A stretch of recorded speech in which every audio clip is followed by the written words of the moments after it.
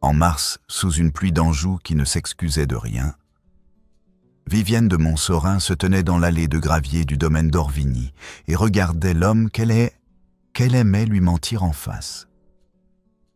Elle avait 26 ans. Des bottes trempées jusqu'à la cheville, et la certitude absolue que les mots qu'Édouard de Dorvigny venait de prononcer n'étaient pas les siens, qu'ils appartenaient à une peur plus ancienne que lui, une peur irritée, une peur dont il ne connaissait même pas le nom exact.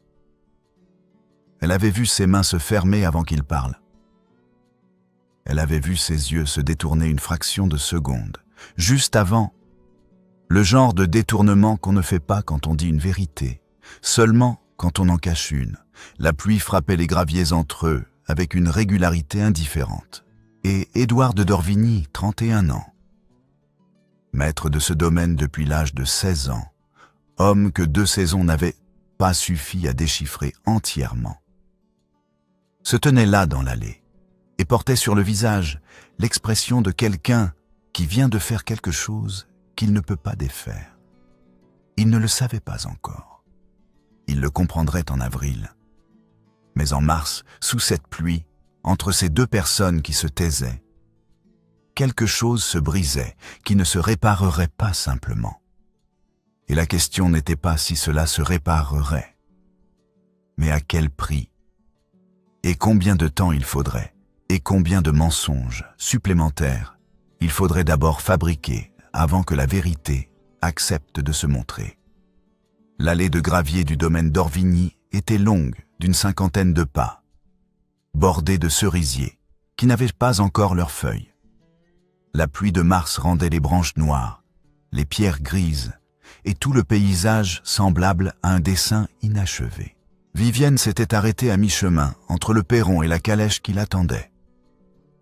Elle avait ses malles. Elle avait son chapeau, inutile sous cette pluie qui tombait à l'oblique.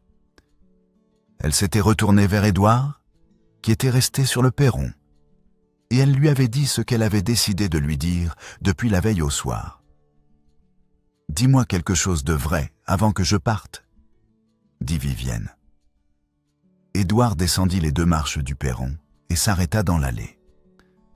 La distance entre eux était de 10 pas. La pluie collait ses cheveux sur sa nuque à elle.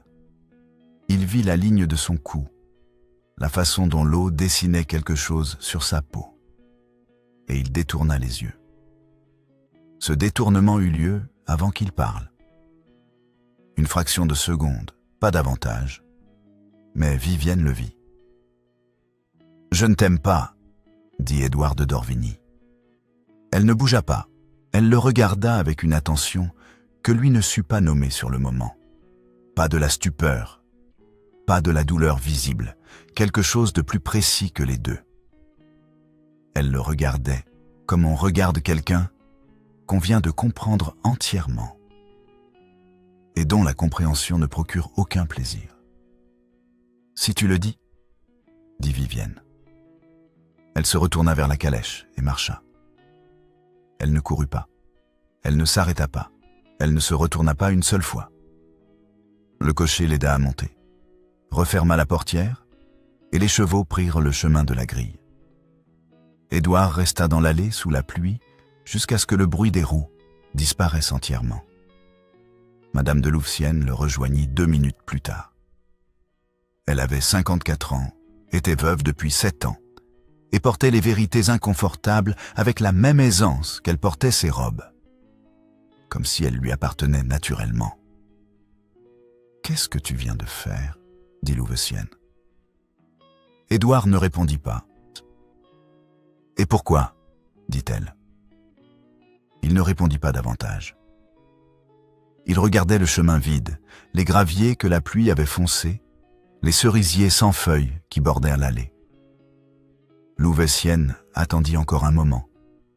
Puis elle rentra dans la maison sans ajouter un mot. Elle savait reconnaître les silences qui ne demandent pas de réponse et ceux qui ne méritent pas d'en recevoir une. Celui d'Édouard, ce matin-là, était des 2 sortes à la fois. La pluie continua de tomber après que Vivienne fut partie.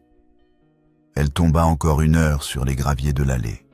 sur les cerisiers noirs, sur les épaules d'Édouard de Dorvigny qui finit par rentrer seul, sans avoir dit un mot de plus à personne. À Paris, 3 semaines plus tard, le marquis de Montsorin reçut dans son cabinet la demande du vicomte Étienne de Bréval. Étienne avait 34 ans, un domaine en ordre, une réputation sans tache et l'intelligence discrète de ne jamais promettre plus qu'il ne pouvait tenir. Le marquis le connaissait depuis 10 ans. Il lui fit servir du vin, prit connaissance de la demande et dit qu'il en parlerait à sa fille. Il en parla à Vivienne le soir même. Vivienne écouta jusqu'au bout, les mains posées sur ses genoux, sans l'interrompre. Puis, elle dit qu'elle acceptait. Son père la regarda. « Tu ne veux pas réfléchir ?»« J'ai reçu une réponse claire en mars, » dit Vivienne. « J'agis en conséquence. » Elle accepta en 3 jours, sans consulter personne d'autre. Mademoiselle Jourdain, sa demoiselle de compagnie, la trouva dans sa chambre le lendemain matin, en train de relire les termes du contrat que son père avait fait préparer. « Êtes-vous certaine, mademoiselle ?» dit mademoiselle Jourdain. Vivienne posa le contrat sur la table. Elle regarda par la fenêtre un moment. La rue de Paris, les pavés mouillés, les passants sous leurs chapeaux. Puis, elle dit « Il m'a dit qu'il ne m'aimait pas. » Je l'ai cru. Mademoiselle Jourdain ne répondit pas tout de suite. Elle connaissait Vivienne depuis 4 ans. Et elle savait distinguer ce que Vivienne disait de ce qu'elle voulait dire. Ce matin-là, les deux n'étaient pas tout à fait identiques. Mais elle ne dit rien de plus. Les contrats furent bien sûr signés. La date fut fixée pour la chapelle blanche du domaine Montsorin, en Normandie, un matin de mai. L'irréversible avait une date, désormais. Il avait aussi un nom. Étienne de Bréval, vicomte, homme honorable, homme réel, qui n'avait rien demandé d'autre qu'une femme qu'on lui avait promise, sans savoir exactement ce que cette promesse avait coûté à fabriquer. Avril arriva sur le domaine d'Orvigny avec le genre de lumière douce et insistante qui force à regarder ce qu'on préférerait ignorer. Les bourgeons ouvraient sur les cerisiers de l'allée, les pommiers du verger prenaient leur couleur, et dans chaque pièce de la maison, dans chaque angle du domaine, Édouard de Dorvigny trouvait les traces de Vivienne de Montsorin comme on trouve les traces d'une inondation après que l'eau s'est retirée. Partout, précises, impossibles à nier. Il entra dans la bibliothèque un matin de la première semaine d'avril et trouva, sur le bureau où elle s'asseyait habituellement, le traité de botanique qu'elle annotait depuis l'automne. Elle l'avait laissé là. Elle avait oublié de le prendre, ou elle avait décidé de ne pas le prendre. Il ne savait pas encore laquelle des 2 hypothèses était vraie. Il l'ouvrit. Les marges étaient couvertes de son écriture, des lettres penchées vers la droite à l'encre bleue, serrées et précises, avec des flèches qui reliaient les notes au texte imprimé. Il tourna les pages lentement. Elle avait annoté le chapitre sur les maladies de l'écorce. Il s'arrêta sur une note dans la marge du bas de page. Elle avait écrit « Le cerisier de l'allée est malade du côté nord. L'écorce se fendille à la base. Il ne le verra pas. Il regarde ses arbres comme il regarde ses gens, de loin, du perron. » Édouard posa ses doigts sur cette ligne. Sur les lettres penchées, sur l'encre bleue qui avait séché depuis des semaines.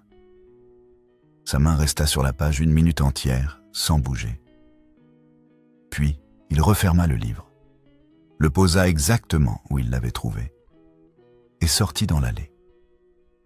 Il alla jusqu'au cerisier dont elle avait parlé, le 4e en partant du perron, côté gauche. Il s'accroupit et examina la base du tronc. L'écorce se fendillait du côté nord, exactement comme elle l'avait écrit.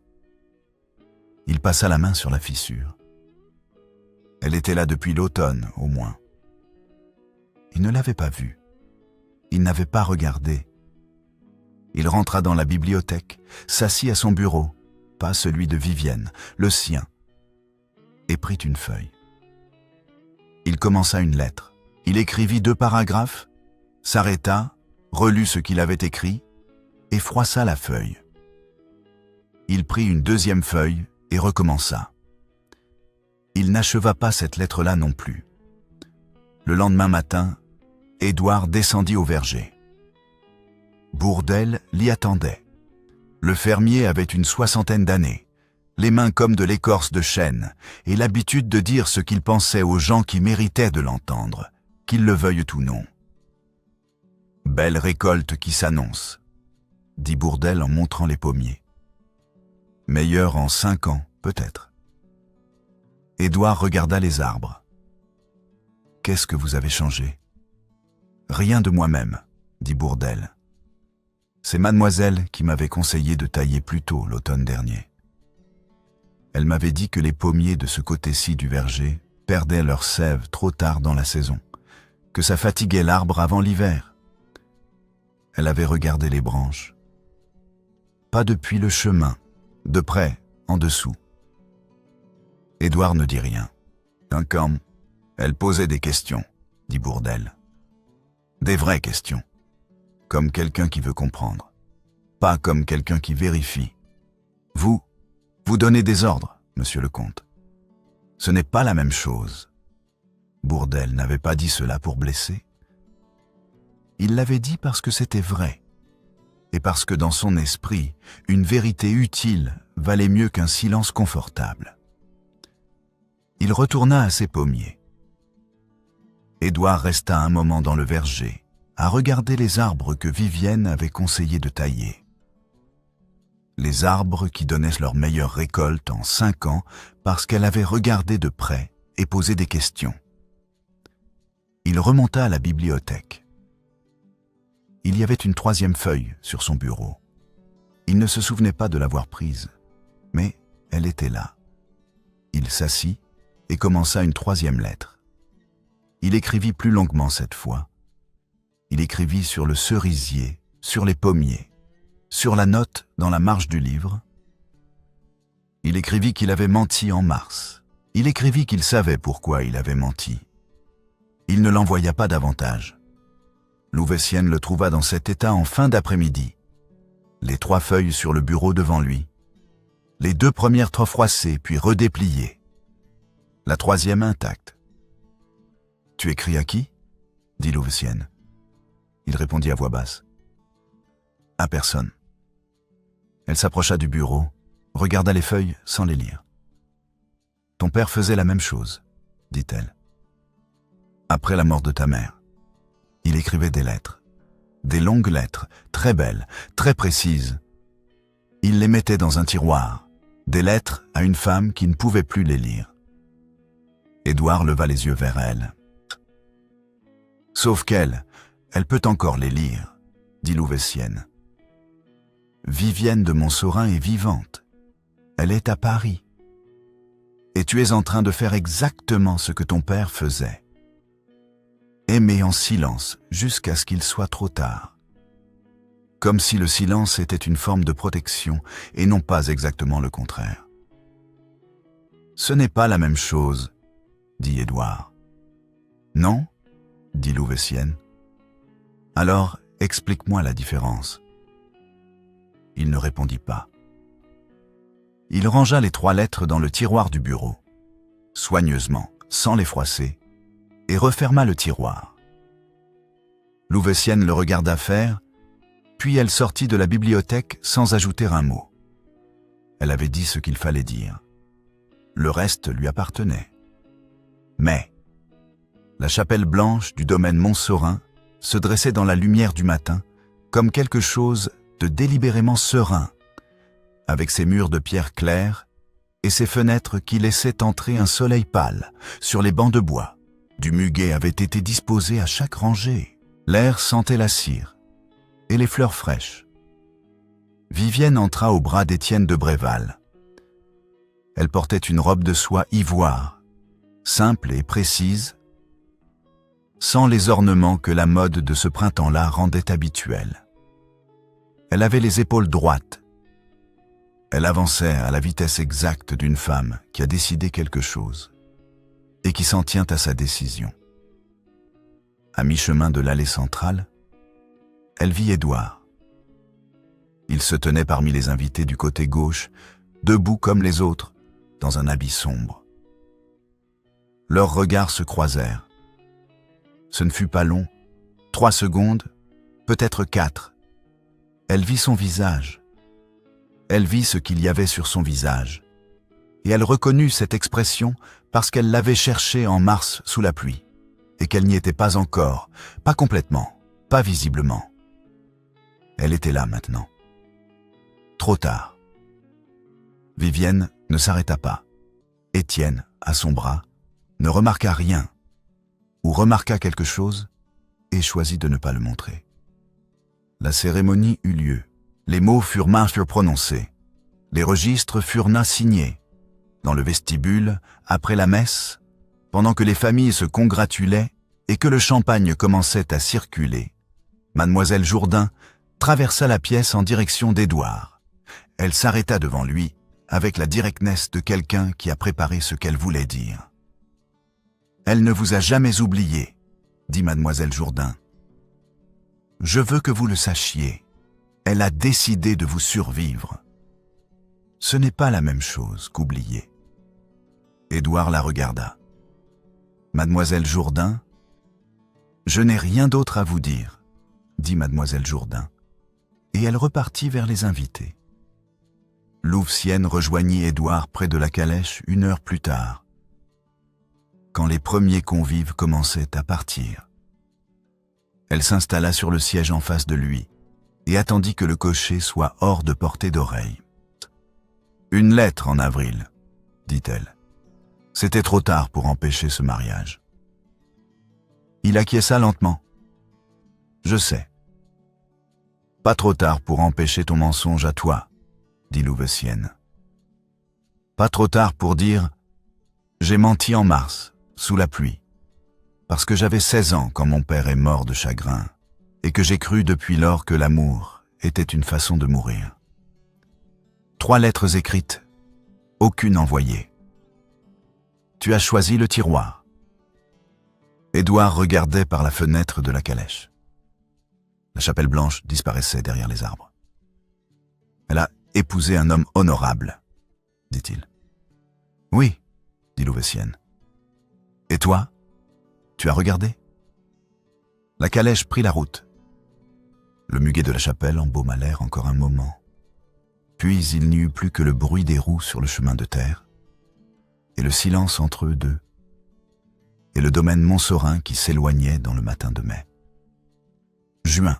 Le domaine Bréval se trouvait dans un vallon du Perche, entouré de prairies et de bois de chêne. C'était une belle propriété, bien tenue, avec des jardins à la française et une maison principale dont les fenêtres donnaient sur un bassin d'eau calme. Étienne de Bréval y était né. Il y connaissait chaque pierre. Il observa sa femme pendant 1 mois. Il l'observa avec la patience et la précision d'un homme qui préfère comprendre avant de parler. Et ce qu'il comprit au bout de ce mois-là ne lui plut pas, mais il le comprit clairement. Un soir, après le dîner, dans le salon où les bougies baissaient, il dit « Tu ne m'as pas choisi ?» Vivienne posa son livre. « Étienne, je ne dis pas ça pour te blesser, » dit-il. « Je dis ça parce que c'est vrai, et que les deux méritent mieux qu'une maison où les vérités restent sous la surface. Tu as fui quelque chose, et je suis le mur contre lequel tu t'es arrêté. » Vivienne ne répondit pas. Elle regarda la flamme d'une bougie qui vacillait légèrement dans un courant d'air invisible. « Tu n'as pas à répondre ce soir, » dit Étienne.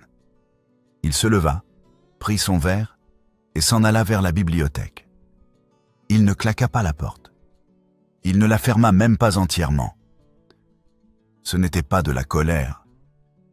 C'était quelque chose de plus calme et de plus difficile que la colère. La lettre de Louvecienne arriva 2 jours plus tard. Elle était adressée à Vivienne, cachetée, portant l'écriture ferme et légèrement anguleuse de la vieille dame. Vivienne la lut dans sa chambre, debout près de la fenêtre. Louveciennes écrivait sans détour. « Mon neveu vous a menti en mars. Il le sait depuis avril. Il a écrit 3 lettres et les a rangées dans un tiroir. Vous avez épousé un homme que vous n'aimez pas pour punir un homme que vous aimez. Je vous dis cela non pour vous accabler, mais parce que vous êtes intelligente et que vous méritez une vérité complète. Vous êtes 2 lâches, et l'un des 2 a payé plus cher que l'autre pour une lâcheté qui n'était pas la sienne. » Vivienne plia la lettre, la déplia, la posa sur son bureau, ouverte. Elle n'alla pas la fermer, elle n'alla pas la cacher. Elle la laissa là, ouverte, comme une chose qu'elle avait décidé de ne plus dissimuler. Étienne entra dans la chambre le lendemain matin pour lui apporter une lettre arrivée par le courrier. Il vit la lettre de Louveciennes sur le bureau, ouverte, visible. Il ne dit rien sur le moment, mais il l'a lu. Il n'était pas du genre à fouiller ce qui ne lui appartenait pas. Mais une lettre ouverte sur un bureau commun n'est pas un secret. C'est une invitation à comprendre. Il la lut une fois, soigneusement, puis il la reposa exactement où elle était. La semaine suivante, une lettre arriva du domaine d'Orvigny, en Anjou, adressée à « Mademoiselle qui connaissait les pommiers ». L'écriture sur l'enveloppe était celle de Bourdelle, maladroite, appliquée, avec les majuscules trop grandes. Le nom de famille qu'il avait écrit après Mademoiselle était de d'Orvigny. Étienne vit l'enveloppe sur le plateau du courrier, avant que le domestique la porte à Vivienne. Il lut le nom. Il regarda l'enveloppe un long moment. Puis, il fit ce qu'il avait décidé de faire depuis la nuit où il avait dit à Vivienne qu'il était le mur contre lequel elle s'était arrêtée. Il écrivit à Édouard de d'Orvigny. Une lettre courte, polie, formulée comme une invitation ordinaire à dîner au domaine Bréval la semaine suivante. Il ne dit pas à Vivienne qu'il avait écrit. Le dîner eut lieu un soir de la mi-juin, quand la lumière durait jusqu'à 9 heures, et que les jardins du domaine Bréval sentaient le tilleul. Il y avait 6 convives, des voisins, un cousin d'Étienne, et Édouard de d'Orvigny, arrivé en fin d'après-midi par la route de Nogent. Vivienne le découvrit dans le salon avant le dîner. Elle s'immobilisa une fraction de seconde sur le seuil, puis entra dans la pièce et se tourna vers Étienne, qui se tenait à l'autre bout du salon et qui soutint son regard sans ciller. « Je l'ai invité, » dit Étienne.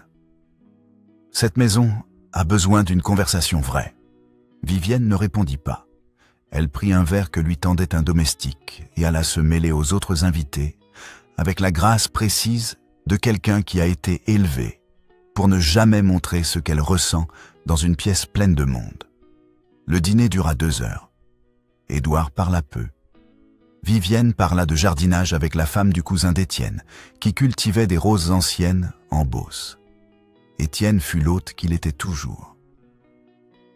Attentif, discret, capable de maintenir une conversation sans en prendre le contrôle. Personne ne dit rien de vrai pendant ces 2 heures-là. C'était convenu ainsi, tacitement, par les 3 personnes qui savaient pourquoi ce dîner avait été organisé. Après le dîner, le salon se vida progressivement. Les voisins prirent congé, le cousin d'Étienne et sa femme montèrent se coucher. Il était 10 heures passées, et la nuit d'été avait finalement pris possession du ciel. Étienne s'approcha de Vivienne et d'Édouard, qui se trouvaient à 2 extrémités du salon. « Venez, » dit-il. Il les conduisit dans le jardin, pas le jardin à la française visible depuis les fenêtres du salon, mais le jardin de derrière, plus sauvage, avec un banc de pierre sous un tilleul dont les fleurs embaumaient dans l'air chaud. Il alluma lui-même 2 lanternes qu'il posa sur le banc. Puis, il resta debout, les bras croisés, et il les regarda tous les 2. « Ma femme m'a épousé en mai avec les yeux d'une femme qui fuit. dit Étienne. Et vous, vous êtes venu à notre mariage avec les yeux d'un homme qui enterre quelqu'un. J'ai lu la lettre de votre tante. J'ai vu le nom sur l'enveloppe de votre fermier. Il marqua un temps. L'un de vous va me dire la vérité. Maintenant. Ce qui suivit dura 4 secondes. Ce fut Vivienne qui parla la première. En mars, dit-elle en regardant Étienne, le comte de Dorvigny m'a dit qu'il ne m'aimait pas. Il mentait. Je le savais en l'entendant. J'avais vu ses mains se fermer avant qu'il parle, j'avais vu ses yeux se détourner. Je t'ai épousé pour lui prouver que je n'avais pas besoin de sa vérité. Que je pouvais choisir un homme qui me respecte, sans supplier un homme qui ment. Elle s'arrêta. Étienne tourna les yeux vers Édouard. « Et vous ?» dit Étienne. Édouard ne bougea pas tout de suite. Il regardait le tilleul au-dessus du banc de pierre, les fleurs jaunes qui pendaient dans la lanterne. Puis il dit « J'ai menti. En mars, sous la pluie. Je lui ai dit que je ne l'aimais pas parce que mon père a aimé ma mère et qu'il en est mort. 6 mois après elle. J'avais 16 ans. J'ai vu un homme qui aimait profondément se défaire en 6 mois comme une chose qu'on ne peut pas réparer. Et quand j'ai compris ce que je ressentais pour Vivienne, j'ai dit la seule phrase qui pouvait me sauver de la même chose. Il se tut un moment, puis continua. C'était un mensonge, le plus lâche de ma vie. Étienne dit « Et les lettres ? Votre tante a écrit à ma femme. 3 lettres en avril. Pas envoyées ? Parce qu'envoyer, c'était admettre, dit Édouard. C'était risqué, dit Vivienne. Sa voix était calme et directe. Et risqué, c'est précisément tout ce que tu refuses. Étienne resta silencieux un long moment. Il regardait le jardin, les lanternes, les 2 personnes devant lui. Quand il parla, ce fut lentement, avec le ton de quelqu'un qui pèse chaque mot non pour l'effet qu'il produit, mais pour sa précision. « Je mérite mieux, » dit-il. Je le savais depuis le premier soir. On sent ces choses-là, quand une femme vous regarde et que ses yeux sont ailleurs. J'ai pensé que le temps s'arrangerait, que si je lui donnais le temps, les choses se déposeraient, prendraient une autre forme. Il secoua légèrement la tête. Le temps n'arrange pas les mensonges. Il les durcit. Il se tourna vers Édouard. Vous l'aimez. Elle vous aime. Et je suis l'homme qui occupe la place que votre silence a laissée vide. Ce n'est pas un rôle que j'accepte. Étienne, dit Vivienne. Il se tourna vers elle. Et toi ? J'ai épousé une femme qui a construit un mariage pour prouver quelque chose à un homme qui n'était pas là. Lequel de nous 3 est le plus lâche ? Lui qui a menti, toi qui as fui ? Ou moi qui ai fait semblant de ne pas voir parce que c'était plus simple ? Personne ne répondit. Le tilleul laissait tomber quelques fleurs sur le banc de pierre. Une lanterne crépita légèrement. « Je ne vous donne pas ma femme, » dit Étienne. « Ce n'est pas un objet qu'on transfère. Je me retire d'un mensonge. Ce qui se passe après, ce que vous choisissez de faire ou de ne pas faire, ne me concerne plus. » Il prit une lanterne, laissa l'autre sur le banc et sortit dans la nuit vers la maison. Ses pas sur le gravier s'éloignèrent, puis disparurent. La porte du jardin se referma sans bruit. Vivienne et Édouard restèrent seuls sous le tilleul. La lanterne posée sur le banc de pierre éclairait mal, juste assez pour voir les contours, les visages, les mains. L'air sentait les fleurs de tilleul et l'herbe humide de la nuit. Ce fut Vivienne qui parla. « Tu as menti en mars. J'ai menti en mai. »« Non, » dit Édouard. « Pas quitte. » Elle le regarda. « Mon mensonge à moi a blessé un homme qui ne le méritait pas, » dit Édouard. « Le tien ne t'a blessé que toi. » C'est faux, dit Vivienne. Sa voix ne monta pas. Elle resta au même niveau. Mais quelque chose s'y durcit. Ton mensonge m'a blessé assez pour que j'en fabrique un deuxième. Le mien n'était pas indépendant du tien. Il était sa conséquence. Édouard ne répondit pas immédiatement. Il s'approcha de 2 pas. Pas jusqu'à elle, mais moins loin qu'avant. La distance entre eux était maintenant d'environ 1 mètre. Ce qui suivit ne fut pas vide. C'était un silence chargé de tout ce qui venait d'être dit et de tout ce qui restait à dire, et qu'aucun des deux ne savait encore formuler. Ce fut lui qui parla. « Qu'est-ce qu'on fait ?» Vivienne le regarda. « Rien ce soir. Tu m'as dit « je ne t'aime pas » en mars. Dis-moi la vérité en juin. » Édouard leva la main vers son visage à elle. Sa main s'arrêta dans l'air, à quelques centimètres de sa joue, suspendue là, ne touchant pas. Elle regarda cette main qui ne touchait pas. Elle ne recula pas. Elle ne s'avança pas non plus. « Pas ce soir, dit-il. »« Non, dit-elle. Pas ce soir. » Il baissa la main lentement. Elle resta les yeux sur lui. « Je t'aime, dit Édouard. Depuis novembre, avant les pommiers de Bourdelle, avant le livre de la bibliothèque, avant le cerisier malade du côté nord. Depuis le soir où tu as pris un livre dans ma bibliothèque sans me demander la permission, et où tu as dit que les livres n'appartiennent pas à ceux qui les possèdent, mais à ceux qui les lisent. Depuis ce soir-là. » Vivienne ne dit rien pendant un moment. Puis elle dit « Ce soir, ça suffit. Le reste prendra le temps qu'il prendra. » Elle prit la lanterne sur le banc et marcha vers la maison. Elle ne courut pas. Elle ne se retourna pas. Mais cette fois-là, le fait de ne pas se retourner était différent de ce que ça avait été en mars. Pas une clôture, pas une porte qu'on ferme. Plutôt une façon de garder quelque chose intact jusqu'au moment où il serait possible de le tenir correctement. Édouard resta sous le tilleul dans le noir jusqu'à ce que la lumière de la lanterne disparaisse derrière la porte du jardin. Le lendemain matin, Vivienne trouva sur le rebord de la fenêtre de sa chambre, côté jardin, là où la lumière arrivait en premier, le traité de botanique qu'elle annotait depuis l'automne au domaine d'Orvigny. Les marges étaient intactes. Il n'avait pas ajouté un mot, pas une ligne, pas une correction à ses notes.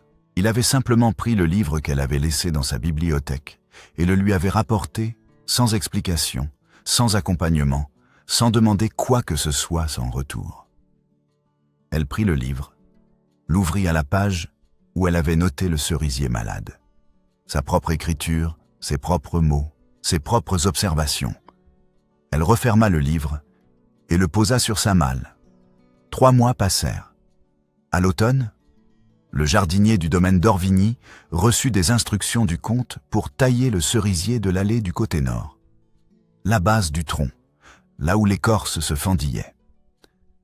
C'était une taille inhabituelle pour la saison, mais le comte avait été précis dans ses instructions. Le jardinier tailla.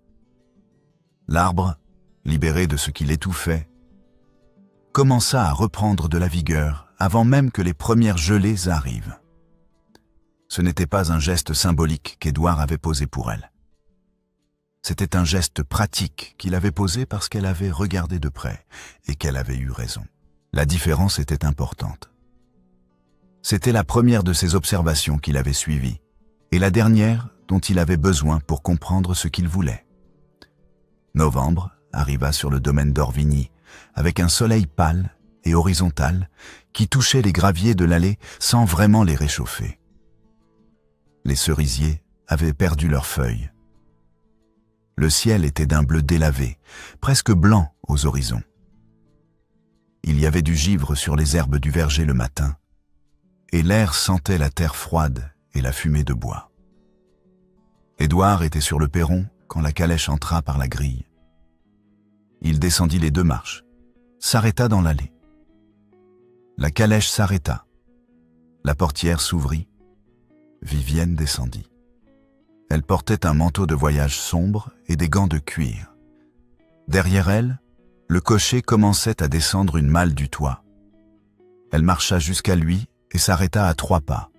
« Novembre, dit-elle. Édouard la regarda. « Tu m'as dit que tu m'aimais depuis novembre, dit Vivienne.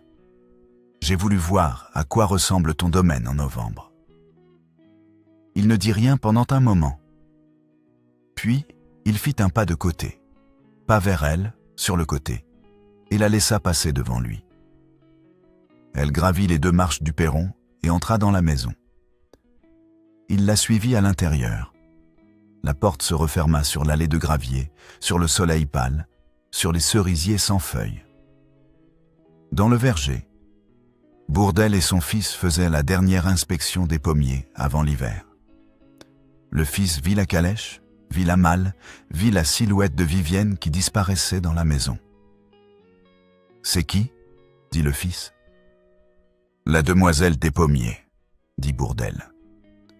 Il regarda la porte fermée du perron, puis les pommiers autour de lui. Les mêmes arbres, la meilleure récolte en 5 ans, les arbres qu'elle avait conseillé de tailler. Elle est revenue. Il reprit son inspection, puis il dit, à voix plus basse, presque pour lui-même. Le comte a souri quand elle est passée devant lui. Le fils attendit.